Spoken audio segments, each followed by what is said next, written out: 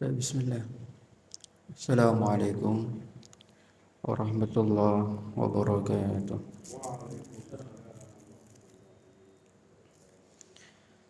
Alhamdulillah. Nahmaduhu wa nasta'inuhu wa nastaghfiruh. Wa na'udzu billahi min syururi anfusina wa min sayyiati a'malina. May yahdihillahu fala mudilla lahu wa may yudlil fala hadiya lahu. Asyhadu an la ilaha illallah wa anna Muhammadan abduhu wa rasuluh. Salatan wa salaman ala nabiyyina Muhammad wa ala alihi wa sahbihi wa man tabi'ahum bi ihsanin ila yaumil qiyamah, amma ba'd. Fa inna khairal kalami kalamullah, khairal hadi hadi Muhammadin sallallahu alaihi wasallam, wa syarrul umur muhdatsatuha wa kullu muhdatsatin fid din bid'ah wa kullu bid'atin dhalalah wa kullu dhalalatin finnar. Jamaah kajian Ahad pagi rahimani wa rahimakumullah. Kita bersyukur kepada Allah Subhanahu wa taala yang pagi hari ini Allah Subhanahu wa taala masih berkenan kembali melimpahkan rahmat dan keberkahannya kepada kita, sehingga kita bisa kembali bersama-sama untuk saling tawasau bil haqqi wa tawasau bis sabr. Mudah-mudahan menjadi kesempatan yang bisa meningkatkan dan menguatkan keimanan dan ketakwaan kita kepada Allah Subhanahu wa taala. Shalawat dan salam semoga tetap senantiasa tercurahkan teruntuk suri tauladan kita, uswah hasanah kita baginda Rasulullah sallallahu alaihi wasallam bersama keluarga beliau, sahabat beliau, tabi'in wa tabi'i tabi'in. Mudah-mudahan kita semuanya senantiasa diberikan taufik oleh Allah, istiqamah dalam kita meniti jalan sunnah Rasulullah sallallahu alaihi wasallam dan sunnah para sahabat hingga ajal menjemput kita. Allahumma amin ya rabbal alamin. Jamaah kajian Ahad pagi rahimani wa rahimakumullah. Kita lanjutkan pembacaan kitab Syarah Bulughul Maram Tawdihul Ahkam. Masih berada di bab adab qada'il hajah. Ya, kita bacakan hadis berikutnya di kitab saya, hadis ke-81. Ya. Hadis 18 dari bab ini. Bismillah. An Jabir radhiyallahu anhu qala qala Rasulullah sallallahu alaihi wasallam idza taghawwada ar-rajulani falyatawara kullu wahidin minhuma an sahibihi wa la yatahaddatha fa inna Allaha yamqutu ala dhalik. Rahu Imam Ahmad wa sahahu Ibnu Hibban wa Ibnu Qattan wa Ibnu Sakan wa huwa ma'lul.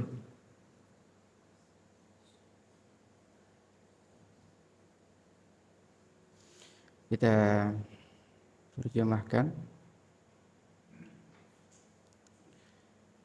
dari Jabir radhiyallahu anhu, semoga Allah meridai beliau berkata, Rasulullah sallallahu alaihi wasallam bersabda, idza taghawwata rajulani, kalau ada dua orang yang buang hajat, falyatawara, maka hendaklah menutup kullu wahidin minhuma, salah satu di antara keduanya,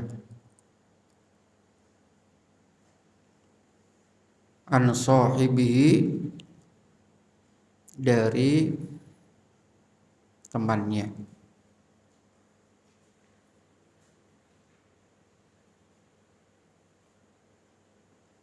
Jadi kedua-duanya saling menutup auratnya.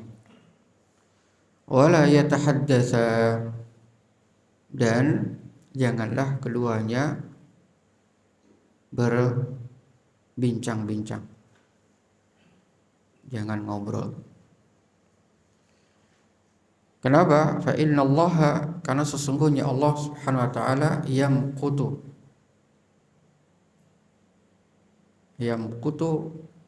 murka, ya, marah, ala dzalik, atas perbuatan tersebut. Hadis dari Imam Ahmad, disahkan Ibnu As-Sakan wa Ibnu Al-Qattan. Ya. Ada juga yang mengatakan hadisnya dhaif, ya. Hadis yang muttarib. Tapi isinya sahih, dan ada beberapa hadis yang menjadi penguat atau namanya asyahid. Syahid itu hadis yang diriwayatkan oleh sahabat yang lain yang matanya sama atau mungkin beda tapi lafadznya beda tapi isinya sama. Itu namanya syahid. Sebagaimana disebutkan Syekh Al-Albani rahimahullah dalam Sahih beliau Abu Dawud dan kitab beliau At-Targhib wa Tarhib. Ya, intinya ini hadis bisa jadi hujah. Apa di antara syahidnya kita bacakan, ya. Hadis dari Abu Hurairah. Jadi sebenarnya hadis itu kalau di total hakikatnya nggak banyak, artinya nggak sampai puluhan ribu. Yang bikin banyak itu ya adanya syahid, adanya mutabi'. Syahid itu apa? Syahid itu tadi. Jadi misalkan Rasulullah SAW menyebutkan satu hadis, nanti yang meriwayatkan misalkan 2-3 sahabat. Ya kayak ini. Tadi hadisnya yang kita bacakan sahabat siapa? Jabir. Ya kan? Ternyata ada sahabat yang lain seperti Abu Hurairah dengan lafadz yang berbeda tapi maknanya sama. Terus kemudian juga ada hadis dari Sa'id Al-Khudri. Ya. Sehingga apa? Ini Rasulullah SAW, ini Abu Hurairah misalkan, ini Abdullah bin Mas'ud, ini Jabir atau Sa'id Al-Khudri. Ya, hadisnya sama intinya. Tapi ketika nanti dia punya tabi'in, murid-murid, jadi satu sahabat punya 10 murid, 5 murid, nanti kan akhirnya bercabang, ya enggak? Nanti tabi'in juga punya tabi'ut tabi'in, sehingga nanti di takhrij kitab hadis jadi banyak. Yang awalnya mungkin dari sahabat hanya 4, nanti di kitab bisa Sahih Bukhari, Abu Dawud, Tirmidzi, Nasa'i, Ibnu Majah, ini bisa ratusan hadis karena sanadnya berbeda-beda. An fulan hadatsana fulan. Paham enggak? Itu namanya kalau yang meriwayatkan, ya maskan tadi Jabir, Sa'id Al-Khudri, Abu Hurairah, ini namanya syahid. Hadis yang diriwayatkan Jabir dengan syahid menjadi hadis yang diriwayatkan oleh Abu Hurairah. hadis Abu Hurairah menjadi syahid Jabir, namanya penguat. Tapi kalau mutabi itu dari tabi'in. Jadi tabi'in, satu tabi'in, terus dia meriwayatkan dari sahabat yang lain. Maka tabi'in ini dengan tabi'in ini menjadi mutabi. Ya sama juga sih, intinya penguat. Ya, satu hadis dengan hadis yang lain. Baik.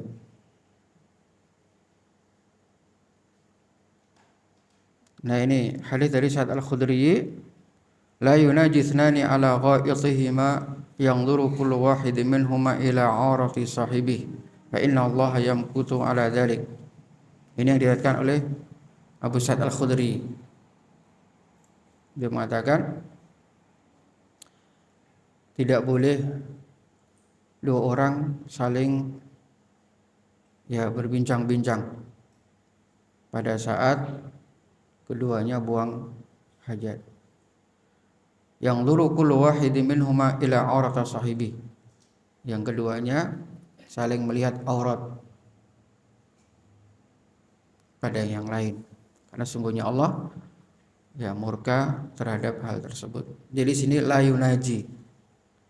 Ya di awal dari tidak ngobrol dulu. Kalau tadi kan idza taghawwadha rajulani.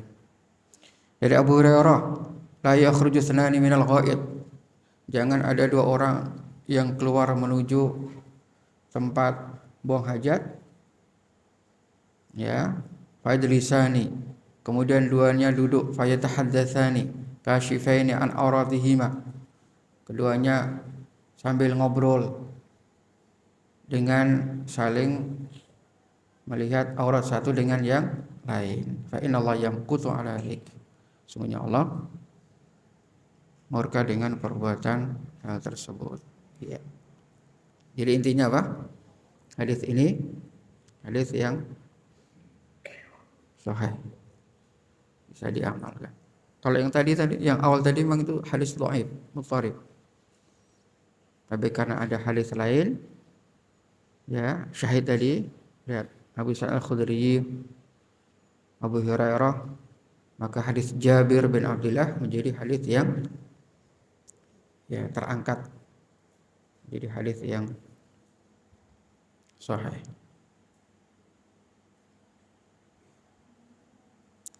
Beberapa faedah yang bisa diambil dari hadis ini. Yang pertama,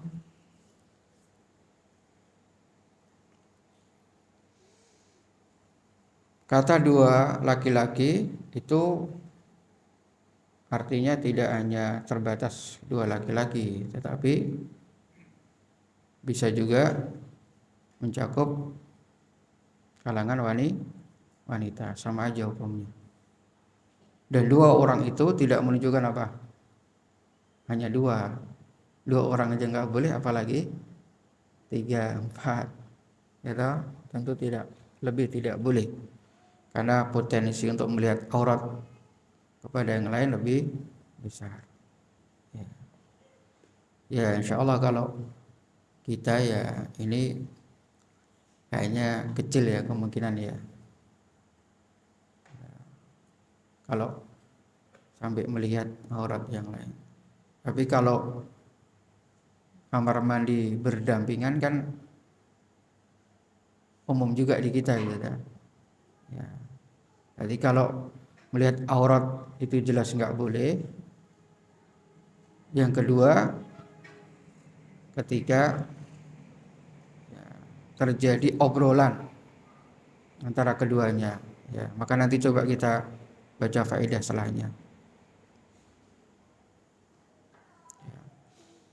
Faedah yang kedua, wujubut tawari an iradati qada'il hajah wa la tahillu amama an-nas. Ya jelas ini ya.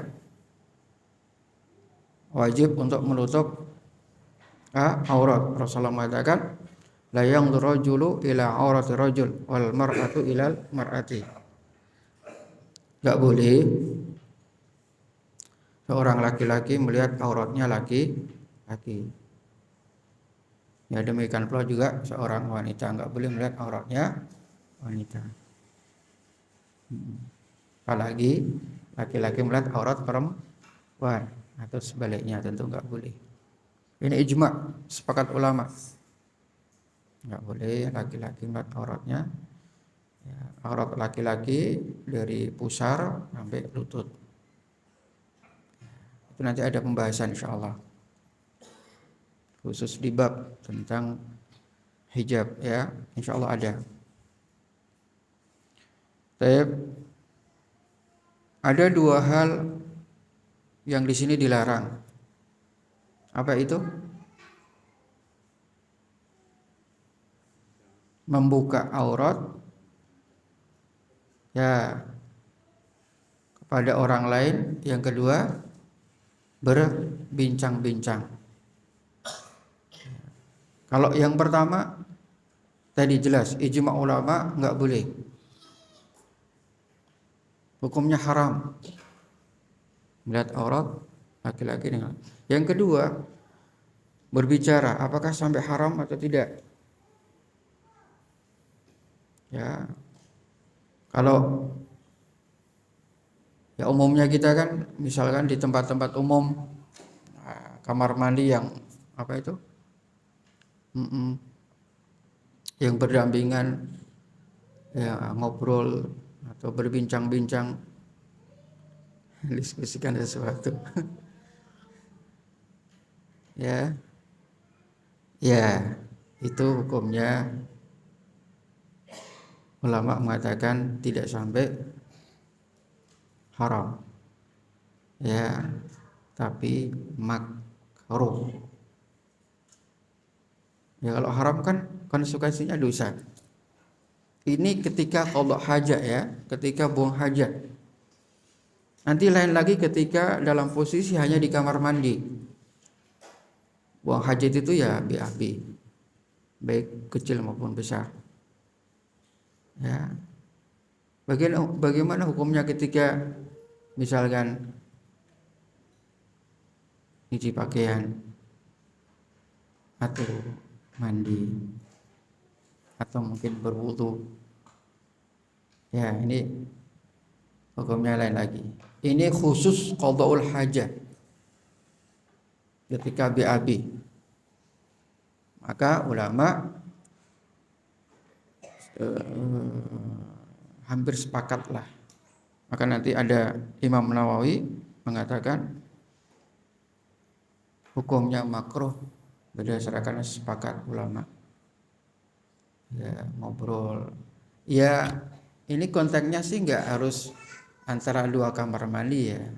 Yang satu buang hajat, yang satu di luar misalkan ngobrol apa. Ya. Yang memang tidak daruri, maka kata Al-Imam An-Nawawi rahimahullah, ittafaqal ulama ala karahiyatil tahadduts fi al-hamamat, kata beliau. Ya, ulama sepakat hukumnya makruh. Kenapa bisa jadi makruh? Kan itu dua itu. Fa innallaha yamqutu ala dzalik. Ala dzalik itu kembali kemana?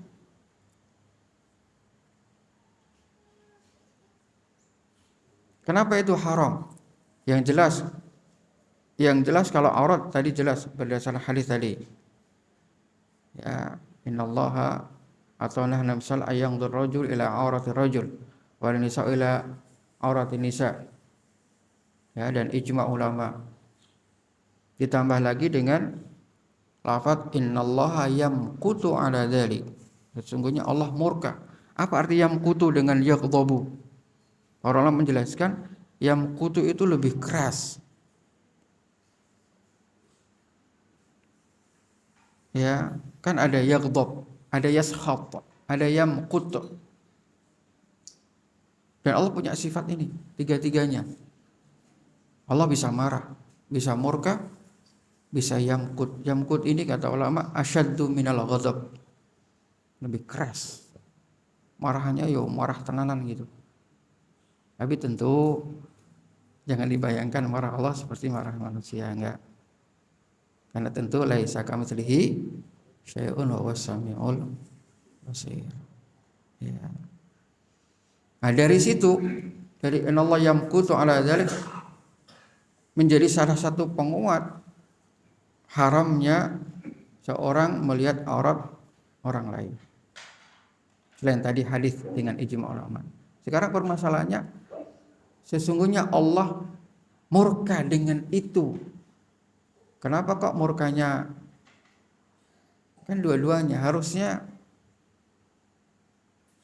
kalau melihat aurat orang lain haram, murka Allah. Berbicara juga Allah murka, kan? Asal murka.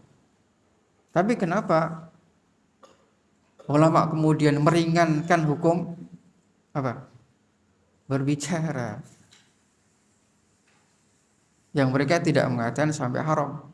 Tapi apa tadi? Makruh. Apa alasannya? Sama-sama dimurkai sama Allah.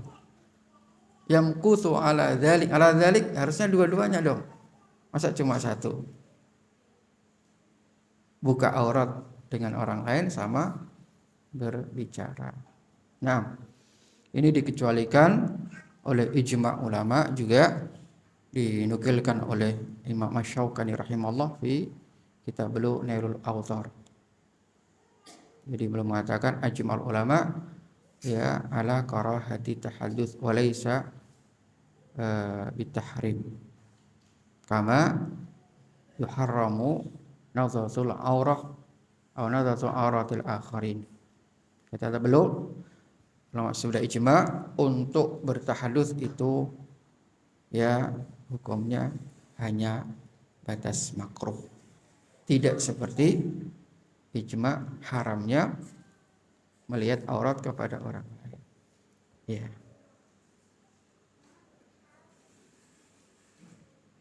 Jadi berdasarkan apa?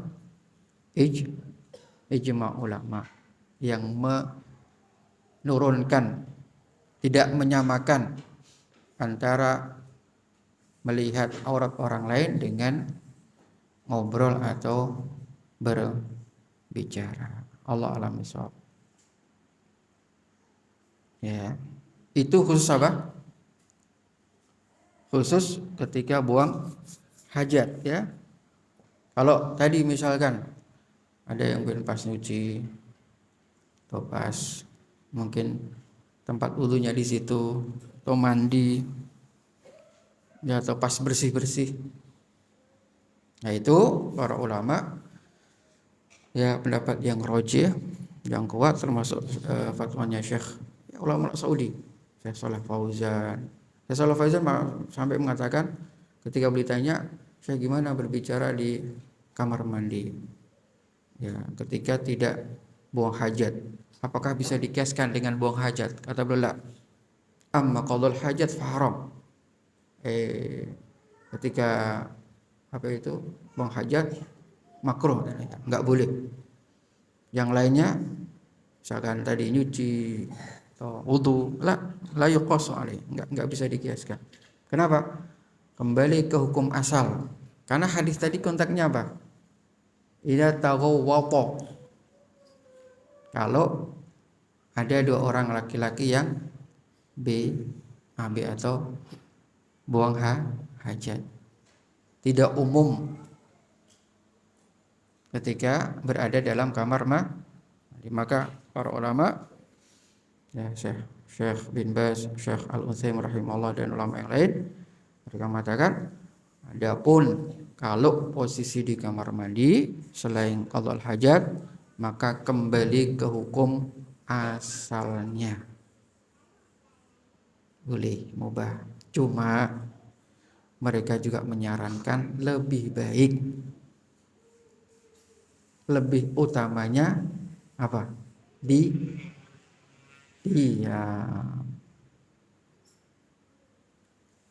Paham ya? Hukum asalnya ibaha, mubah, karena tidak ada dalil yang mengharamkan. Berarti kan kembali ke hukum asalnya enggak? Kullu syai'in halal illa ma dalla dalil ala tahrimihi. Ya, tidak ada dalil satupun yang mengharamkan orang ngomong pada saat di kamar mandi, enggak ada. Hukum asalnya. Tetapi mereka menyarankan lebih baik tidak, itu lebih afdal. Kenapa? Nanti khawatir akan terjerumus kepada pembicaraan-pembicaraan yang itu diharamkan. Karena ulama juga sepakat nggak boleh ngomong ya tadi ketika buang hajat itu sifatnya umum. Baik itu hanya sekedar obrol, karena Rasulullah mengatakan tidak menyebutkan bentuk zikir-zikir. Kalau zikir jelas berarti umum. Maka kenapa lebih afdol untuk diam? Karena dikhawatirkan nanti akan apa? Ngobrol ucapan-ucapan yang di situ ada apa? Zikrullah, ya enggak? Zikrullah. Itu mendingan diam. Ya lebih baik afdal diam, sebab nanti khawatir akan terjerumus kepada ucapan yang di situ ada lafaz-lafaz Allah. Ini enggak boleh. Rasulullah mengatakan, atau bukan mengatakan, dalam sebuah riwayat ya Sahih Muslim kalau salah, bahwa Ibnu Umar ya belum mengatakan, Rasulullah suatu ketika pernah diucap di apa itu, ada yang salam beliau, wa huwa yabul falam yarudda alaihi salam. Pada saat beliau buang air kecil, terus ada sahabat yang apa? Mengucap assalamualaikum. Dijawab sama Rasulullah enggak. Ya, belum enggak jawab. Baru setelah selesai baru belum menjawab. Keluar dari tempat buang air kecil baru waalaikumsalam warahmatullah. Ini dalil yang kuat bahwa ya tadi itu. Ya, karena di sana ada lafaz-lafaz Allah, maka secara umum gitu. Sehingga ya tadi lebih afdal untuk tidak ngobrol ketika di kamar mandi. Kecuali darurah ya. Kalau darurah lain lagi. Al-daruratu tubihul mahdhurat, itu kaidahnya. Kalau kondisi yang daruri ya itu berlaku untuk apa aja. Ya toh, misalkan apa? Ada yang nanya sesuatu, barang atau apa yang sedang dibutuhkan. Ya toh, untuk apa? Tanya istrinya, Mas tadi naruhnya kunci di mana? Mau buka sesuatu, ini anak lagi nangis minta apa, susu atau apa. Darurat enggak itu? Hajah bukan? Hajah. Ya udah jawab, oh tadi tak taruh di lemari, tirak dan seterusnya. Tapi kalau hanya ngobrol yang itu bisa dilakukan di luar, ya itu lebih baik ditunggu dulu sampai kemudian keluar. Ada seorang syekh yang saya paham dalam sebuah hadrahnya belum menceritakan. Jadi di satu kampus gitu ada, kan kampus kan juga kamar mandinya berjejer gitu kan. Terus ada mahasiswa yang lagi di dalam, terus ditanya yang di luar, nanya masalah ujian, gitu. Ya anak-anak yang anak pahami tanya sesuatu, terus kapan ujiannya gini-gini nih. Oh nanti gini-gini. Yakin itu mutakid? Insyaallah. Yang di kamar insyaallah gitu. Terus yang di luar, kenapa kamu bilang insyaallah? Itu adalah lafaz Allah. Oh ya lupa, astagfirullah. Lo kamu bilang lagi tuh. Ya. Jadi ya dikhawatirkan lah ya, tanpa sadar ya nanti mengucapkan kalimat-kalimat yang tidak boleh diucapkan. Sudah insyaallah tanpa astagfirullah. Baik ya. Jadi kesimpulannya apa? Kesimpulannya ada dua keadaan ketika orang berada di kamar mandi. Yang pertama ketika buang hajat, itu ya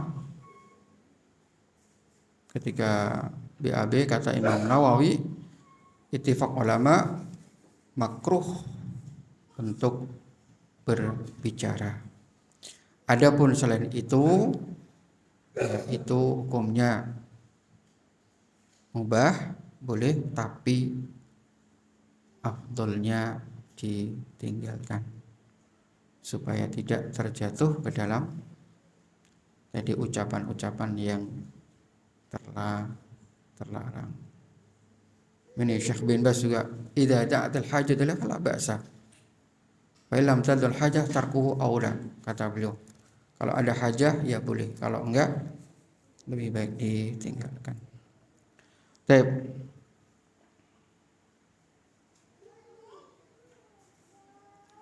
Kemudian faedah berikutnya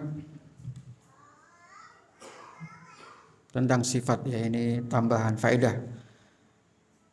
Faedah tambahan beliau isbatu sifatil bughdhi lillah isbatan haqiqiyan yaliqu bi jalalihi biduni tashbihin bi sifatil makhluqin wala tahrifin bi tafsiril bughdhi bil iqab. Kata beliau, ya ini hadis, salah satu hadis yang menjadi dalil apa? Bahwa Allah memiliki sifat al-bughdhu atau al-muqtu, marah. Karena apa? Karena ada firqah yang menafikan sifat-sifat seperti ini. Ya, firqah dalam akidah. Ada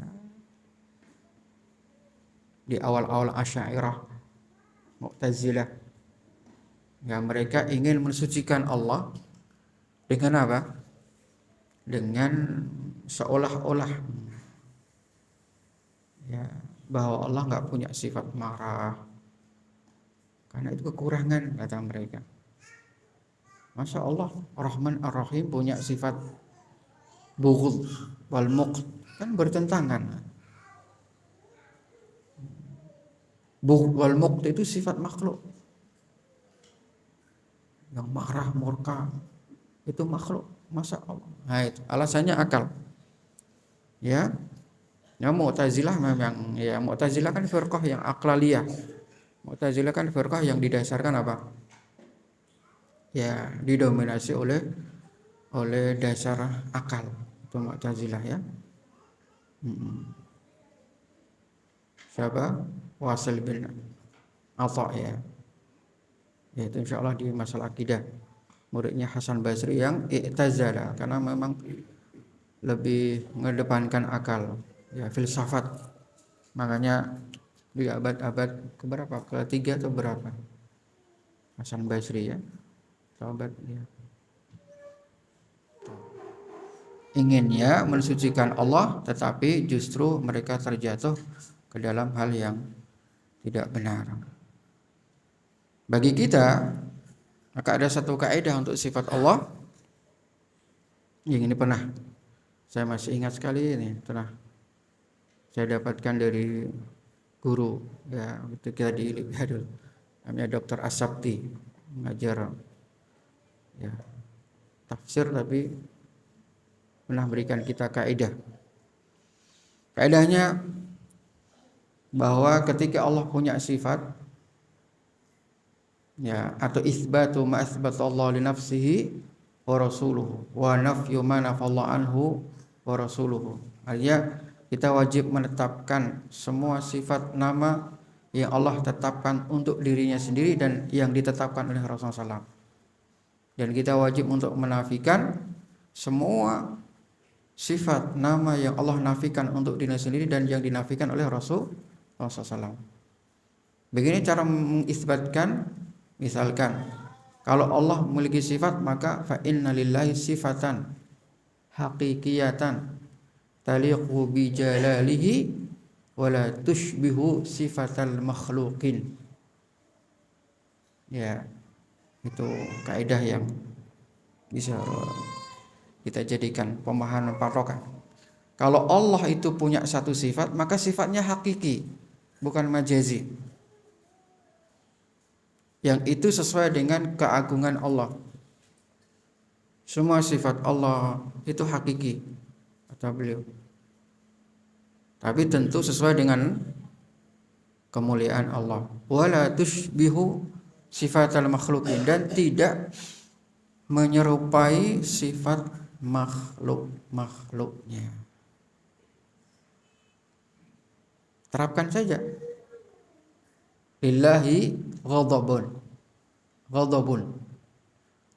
haqiqiyun yaliku bi jalalihi wala tushbihu ghadabal makhluqin. Itu bisa diterapkan. Allah punya sifat marah, tapi marahnya sesuai dengan keagungan Allah, kemuliaan Allah. Hakiki enggak boleh diterjemahkan ghadab Allah dengan azab Allah, enggak bisa. Ya marah sendiri, azab sendiri. Mungkin azab itu bentuk konsekuensi bisa juga ya. Tapi marah dengan azab itu sudah lain. Dua hal yang berbeda ya. Enggak bisa. Allah punya sifat marah, marahnya hakiki sesuai dengan keagungan Allah dan tidak sama dengan marahnya makhluk. Itu bisa jadi kaidah. Yang jelas kalau masalah kayak gitu ya, tentang sifat Allah, pegang ya ucapan Imam Malik yang insya Allah sering kita dengar. Ya, yang memang bikin gaduh itu orang-orang yang menggunakan akalnya itu dalam menjelaskan sifat-sifat Allah. Ya. Masa Allah butuh kursi, butuh singgasana, itu kan sama dengan makhluk. Itu kan sudah berdasarkan akal loh. Yang butuh singgasana itu makhluk, raja, manusia, itu kan akal semua. Sehingga Allah nggak bisa ditunjuk tempatnya, Allah nggak bertempat, nggak bisa ditunjuk arahnya. Itu semuanya akal-akalan. Padahal bahwa Allah bersama di atas arsy itu kata Imam Syafi'i ratusan dalil. Ya itu ya. Maka pegang ucapan Imam Malik rahimahullah yang insya Allah sudah sering kita dengar ucapan beliau, dan itu memang para sahabat enggak. Betul kata Imam Malik itu jelas. Maka bisa jadi patokan kita. Ketika beliau tanya tentang al-istiwa, nah al-istiwa'u ma'lum wal kaifiyatu majhula wal imanu bihi wajib ini terakhir was-so'alu anhu bid'ah. Udah enggak usah nanya-nanya lah, yakini aja. Itu manhaj yang paling nikmat, paling tenang. Dan itu memang sahabat enggak pernah nanya-nanya, ya Allah, ya Rasul gimana istiwanya Allah, gimana tangannya Allah itu, gimana wajah Allah, enggak. Itu bid'ah itu. Tanya-tanya gitu tuh bid'ah. Enggak usah tanya. Maka dipegang pada ucapan Imam Malik ini. Was-so'alu anhu bid'ah. Karena para sahabat enggak pernah mengusik ayat-ayat seperti itu. Cukup al-imanu bihi wajib. Iman ini sudah selesai. Itu yang bikin apa? Yang bikin kemudian jadi percekcokan. Ya. Hujat sana sini. Kalau itu dipegang kuat, aman. Betul lah? Udah, yakini iman, enggak usah ditanya-tanya. Wis. Itu paling aman. Yaitu dalam mensikapi asma dan sifat Allah Subhanahu wa taala. Kalau ada yang menjelaskan ya enggak masalah. Silakan, tapi enggak perlu kemudian kita istilahnya mendalami atau menyelam untuk kemudian, karena hakikat yang tahu sifat ya pemiliknya. Ya toh? Makanya dasar untuk memahami asma dan sifat itu dikembalikan ke dalil, bukan ke akal, karena akal terbatas. Satu lagi hadis. Masih 5 menit. Saya tuliskan 5 menit. Bismillah. An Abi Qatadah radhiyallahu anhu qala Rasulullah sallallahu alaihi wasallam la yamassanna ahadukum dzakarahu bi yaminihi wa huwa yabul wala yatamassah minal khala'i bi yaminihi wala yatanaffas fil ina. Hadis Bukhari Muslim. Dari Abu Qatadah, semoga Allah meridhai beliau, beliau berkata, Rasulullah bersabda, jangan ada salah satu di antara kalian yang memegang kemaluannya dengan apa? Tangan kanan di saat buang air kecil. Wala tamassah mil khala, dan jangan ketika membersihkan juga dengan tangan kanan, jangan. Wala tanafas fil ina, dan jangan bernafas di bejana. Mungkin pas minumnya pas masih panas, maka nggak boleh kita tiup mendinginkan. Kalau ditaruh di samping kipas angin ya nggak apa-apa. Nggak boleh meniup. Dan ini sesuai dengan penemuan ya, secara keilmuan ya, setelah diteliti ternyata ada hikmahnya ya, karena yang keluar dari mulut kita itu adalah ya banyak penyakitnya, banyak bakterinya. Apa? CO2 gitu. Ya, apalagi 3 hari gak gosok gigi, ya tambah banyak bakterinya. Berapa faedah di hadits ini? Yang pertama apa? Larangan kita untuk memegang kemaluan ketika ya BAB atau buang hajat. Ya ini dubur juga jelas sama aja. Gak boleh ya, karena tangan kiri memang digunakan untuk hal-hal yang gak bagus, hal-hal yang kotor. Adapun tangan kanan digunakan hal-hal yang baik. Maka Rasulullah dalam hadisnya, kana yu'jibu tayammun fi kulli syai' fi tana'ulihi wa tahurihi. Ya, Rasulullah itu senang mendahulukan ke kanan ketika apa?